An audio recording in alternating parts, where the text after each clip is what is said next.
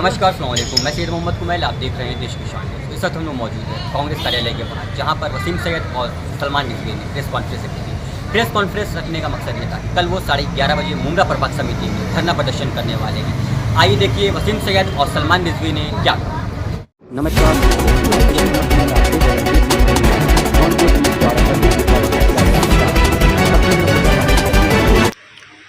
वसीम भाई, आज कांग्रेस के कार्यालय पर एक पत्रकार परिषद रखी गई है।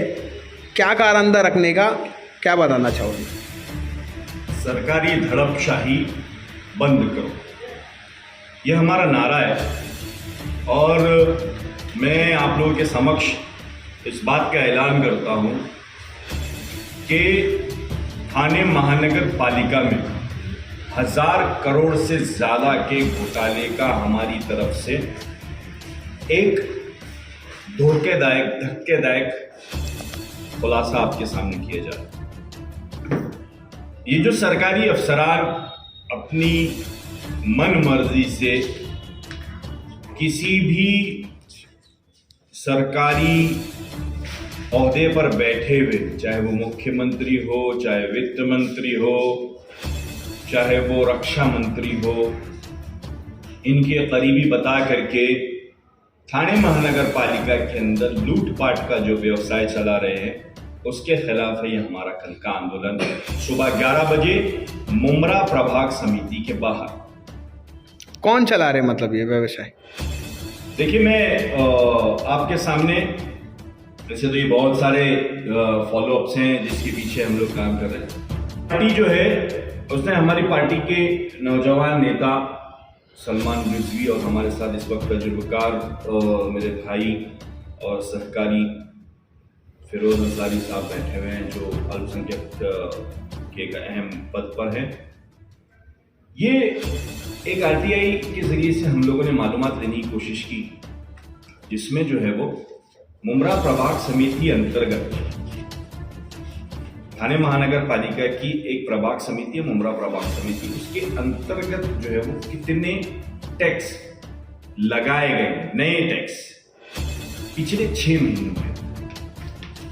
तो पिछले 6 महीनों के अंदर के जो टैक्स लगाए गए की लास्ट यादी यहां पर जो दिखाई दे रही है वो 197 है, 197, जिसमें हो सकता है कि नाम बदली करने वाला टैक्स भी हुआ हो सकता है कि पुरानी किसी तरीके से कोई चाल रह गई जिसके अंदर टैक्स नहीं लगा हो, लेकिन नवीन टैक्स लगाने की जो प्रक्रिया वो इसके अंदर कहीं भी दिखाई नहीं दे रही, क्योंकि सब चालियों के नाम इसमें ज्यादातर दिखाई। ये दीवा प्रभाग समिति का लेटर है, इसकी माहिती डाली गई। वहां पर जब बात करने के लिए भेजा गया तो कहा गया कि अभी तक के कोई भी नया टैक्स लगा नहीं है।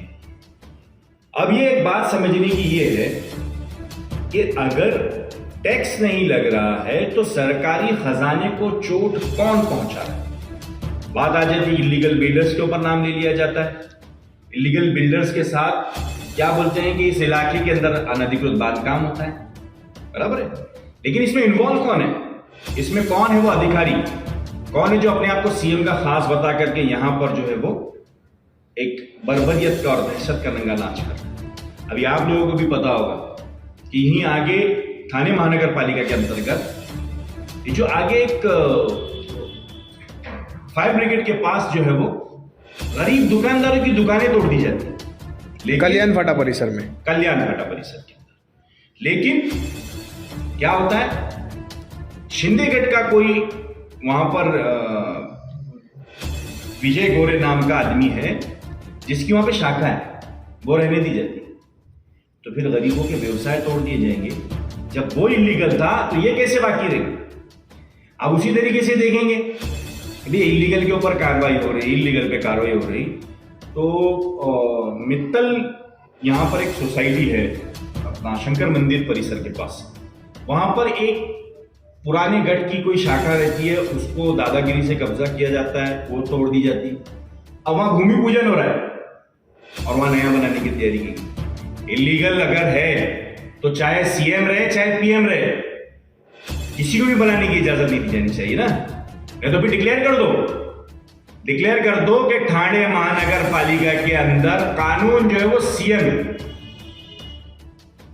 देश का संविधान खत्म कर दिया गया। जो कोशिश बीजेपी कर रही है, जो कोशिश जो है वो भारत के संविधान को खत्म करने की बीजेपी कर रही है, उसका पहला उदाहरण अगर कहीं देखने मिल रहा है तो वो ठाणे महानगर पालिका में देखने को मिल रहा है कि जो सीएम के लोग हैं उनको खुली छूट दी गई है कि जो भी कानून के खिलाफ काम करना है आप करो। बताऊं उसके एग्जांपल्स? ये दो एग्जांपल्स आपके सामने दिए गए। इससे पहले कई झूठे केस किए गए। अब जो है मेरे को कुछ अभी शायद 1-2 दिन पहले की बात है कि कुरान शरीफ का सहारा लेकर के बीजेपी वाले अपने आप को आगे प्रोजेक्ट कर रहे हैं।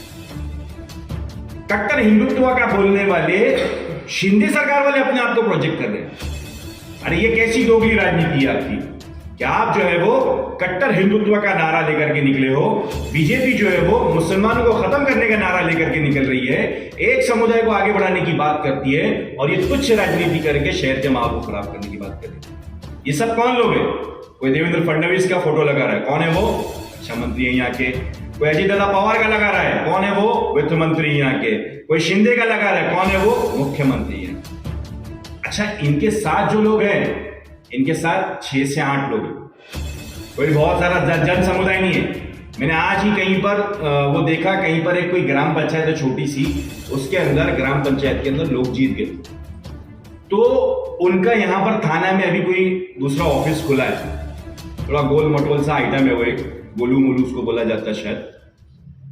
वो वहां पे ढोल बजा रहे हैं और ढोल बजाने के साथ कितने लोग हैं? 5 लोग। कितने? और वो तस्वीर को पेड़े खिला रहे हैं। कितना बड़ा कार्टून है बताओ। तो ये एक सिस्टम चल रहा है। हम आपको ये बताना चाहते हैं, अवगत कराना चाहते हैं, हमने यहां पर एक आवेदन दिया है।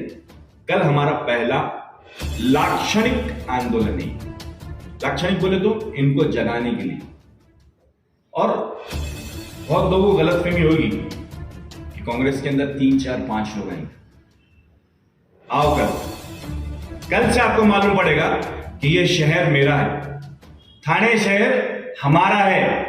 हमारे साथ होने वाली हर नाइंसाफी के खिलाफ, अगर स्कूल नहीं मिलेगी तो हम आपको नजर आएंगे, अगर आपको लाइब्रेरी नहीं मिलेगी तो हम आपको नजर आएंगे, अगर आपको चलने के लिए रास्ते नहीं मिलेंगे तो हम आपको नजर आएंगे। रास्ते से आपको याद दिला दूं, कुछ दिनों पहले अचानक क्या हुआ, म्युनिसिपल ऑफिसर्स आते हैं, रोड के ऊपर लगी हुई दुकानें उठा दी जाती है। फिर क्या होता है, फिर म्युनिसिपल ऑफिसर्स आते हैं और फिर वहीं पे रोड के ऊपर वापिस से बसा दिया जाता है। अरे खेल लगा के रखे हो, हाईकोर्ट का आदेश है, हाईकोर्ट के आदेश का उल्लंघन कोई भी कर सकता है। कौन है ये म्युनिसिपल ऑफिसर? इसके ऐसे क्या पर्सनल इंटरेस्ट है? कौन इसका बॉस है? काय को शिंदे का नाम लेके लोगों डरा रहे? मुख्यमंत्री है। मुख्यमंत्री अगर है भी तो कानून संभालने के लिए आपको बनाया गया। अगर आप कानून से हट करके बात करोगे, हम रास्ते पर आए। कोई भी रहे, इससे पहले बहुत सारे मंत्री रहे, हमने हर मंत्री जिन्होंने गलत काम किया उसका विरोध किया। कांग्रेस को सत्ता की लालच कभी भी नहीं रही है। आज हम मध्य प्रदेश के अंदर थंपिंग मेजोरिटी से जीत कर आने की तैयारी कर रहे हैं। हम राजस्थान के अंदर अपनी सरकार बनाने की तरफ है। तो कांग्रेस उगता हुआ सूरज है, डूबते हुए सूरज ये बीजेपी वाले जो आपको राजनीति, कौन सी राजनीति, तुच्छ राजनीति में बांट रहे हैं, आपको मंदिर मस्जिद की राजनीति में बांटना चाहते हैं और आपकी दिशा भूल करना चाहते हैं। हम प्रोग्रेसिव काम करेंगे। कल हमारा सुबह 11:30 बजे से एक लाक्षणिक आंदोलन शुरू होगा मोहरा प्रभाग समिति के सामने, जिसमें हम शहरियों को मिलने वाली हर सहूलतों की मांग करेंगे और अगर किसी ने इसके बीच में रोड़ाट करने की कोशिश की तो हम या तो उसको उसकी नौकरी से दूर कर देंगे या तो उसके शहर से दूर कर देंगे। सलमान भाई, जिस तरीके से पत्रकार परिषद रखी गई है, इसको लेकर आप कुछ कहना चाह रहे थे, तो क्या? देखिए, कैसा है कि आपको मालूम है कई दिनों से लोग पार्टी की तरफ से शहर के मुद्दों को लेकर पब्लिक के हित के लिए जो किए जा रहे थे, ज़्यादातर आपने देखा है कि कोई भी काम, चाहे मुमरा प्रभाग समिति के सहायक आयुक्त हों या दीवा प्रभाग समिति के सहायक आयुक्त, शहर के मुद्दों को कोई भी काम अगर उनके पास जाया जाए तो उनके पास साफ लफ्ज़ों के अंदर एक चीज़ है कि नगर पालिका के पास बजट नहीं। तो मैं ये समझ रहा हूँ कि वो थाने महानगर पालिका जो इससे पहले कई फाइलों के ऊपर कई करोड़ रुपए पास कर चुकी है, लेकिन वो जिस काम के लिए पास करी तो शहर के अंदर आज तक हुआ नहीं। दावे तो बड़े बड़े किए जाते हैं कि ये आएगा, वो आएगा, लाइब्रेरी आएगी। मैं पॉइंट पे आ रहा हूँ। किसी भी चीज़ के लिए नीति तो पास की जाती है, लेकिन वो काम शहर में होता नहीं। मैंने एक RTI डाला था मुमरा प्रभाग समिति और दीवा प्रभाग समिति दोनों में, पिछले 6 महीने के अंदर आपने कितने नए टैक्सेस अपने शहर के अंदर लगाए हैं, उसके अंदर मुझे बाइफर्केशन चाहिए कि अधिकृत कितने हैं और अनधिकृत कितने हैं। उन्होंने जवाब दिया, जवाब के अंदर पीछे कई पेजेस लगाए, जैसा कि वसीम भाई ने बताया 197 ओनली 197 टैक्सेस उन्होंने लगाए। मैं बताता हूँ शहर के अंदर पिछले 6 महीने के अंदर 100 से ज़्यादा अधिकृत नहीं अनधिकृत बिल्डिंग बनी। अधिकृत तो अभी काम चाहिए, अनधिकृत बिल्डिंग 100 से ज़्यादा बनी। इनसे जब मांगनी की कि आप मुझे पुरावे तो दें, तो 197 वो भी 40 के इन्होंने पुरावे दिए।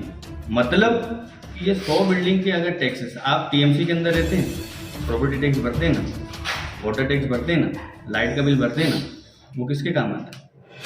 शहर में जो बड़े बड़े प्रोजेक्ट आ रहे हैं ना, कई 100 करोड़ के, हैंगिंग मार्केट आने वाला था, लाइब्रेरी आने वाला था, हज हाउस आने वाला था, सब आपके पैसे हैं, किसी के बाप के पैसे नहीं है, कोई शिंदे सरकार के पैसे नहीं है, कोई फडणवीस सरकार के पैसे नहीं, सब आपके जाती पैसे हैं। लेकिन आप ही के पैसे से अगर आप ही को सुविधा नहीं मिलेगी, यही काम कांग्रेस का है। पब्लिक के हित के लिए जो भी काम रहेगा उसके लिए हम रोड पे उतरे हैं और आगे। सलमान भाई, ये टैक्सेस के अलावा और काफ़ी सारे मुद्दे, पिछली बार भी पत्रकार परिषद ली गई थी, उसमें भी कहा गया था वो मुद्दे, जब विक्रांत चौहान साहब यहाँ पे आए थे। टैक्सेस के अलावा भी बहुत सारे मुद्दे जो मुमरा के लिए काम करना चाहिए आपकी पार्टी को, लेकिन आप लोग उसके लिए तो काम नहीं करते हुए नजर आ रहे हैं। आप देखेंगे कांग्रेस चाहे हॉकर्स का मुद्दा हो, मैंने परसों साय का को लेटर दिया था कि जितने भी रोड के ऊपर हॉकर्स हैं वो नहीं चलेगा कि पुराने हैं, कई साल से बसे हुए हैं, तो क्या आप उनको एग्रीमेंट बना के दे दो ना। फिर आप कल कार्रवाई करते हो, परसों फिर बिठाते हो, नरसों कार्रवाई करते हो, फिर बिठाते हो, तो ये क्या खेल खेल रहे हो? मतलब या तो आपको हफ्ता नहीं पहुंच रहा बराबर, इसलिए आप कार्रवाई कर रहे हो, जिस दिन हफ्ता चले जाता है उस दिन कार्रवाई नहीं कर रहे। अच्छा, ताजुब इस बात का है कि जब अतिक्रमण के लोग वहां से चलते ना, तो यहाँ से ऑटोमेटिकली हॉकर्स उठना चालू कर देते। इसका मतलब क्या होता है कि आप ही के अधिकारी शायद मिले होंगे। तो सलमान में मुमरा के हॉकर्स आखिर जाएं तो कहाँ जाएं? कोई मुमरा में लीगल हॉकर जोन है नहीं, मार्केट जोन नहीं है। लीगल हॉकर जोन नगर पालिका ने अलॉटेड किया हुआ है, लेकिन फिर वही मैं बता रहा हूँ ना, उसके ऊपर भी कब्जा हुआ ना। 26 एकड़ जो मित्तल का जो प्लॉट है, उसके ऊपर देखिए पाम रिवेरिया इतना बेहतरीन शमीम भाई ने बना के रखा है ना ऑफिस, तो उस पर आप लोग कोई आवाज नहीं उठा रहे? उसके ऊपर 7 रिजर्वेशन है। आवाज उठाना मतलब क्या चीखना थोड़ी ना होता है। हम पेपर वर्क कर रहे हैं, हमने लेटर ऑलरेडी दिया हुआ है, उसके जवाब के हम वेट कर रहे हैं। जैसे जवाब आएगा उसके बाद हम लोग कोर्ट में जाएंगे ना। कोर्ट का दरवाजा देखिए सबके लिए, मेरे लिए हो, वसीम भाई के लिए हो, आपके लिए हो, कोर्ट न्याय करेगा, हम कोर्ट में जाएंगे, उसका जवाब आने के हम लोग वेट करें।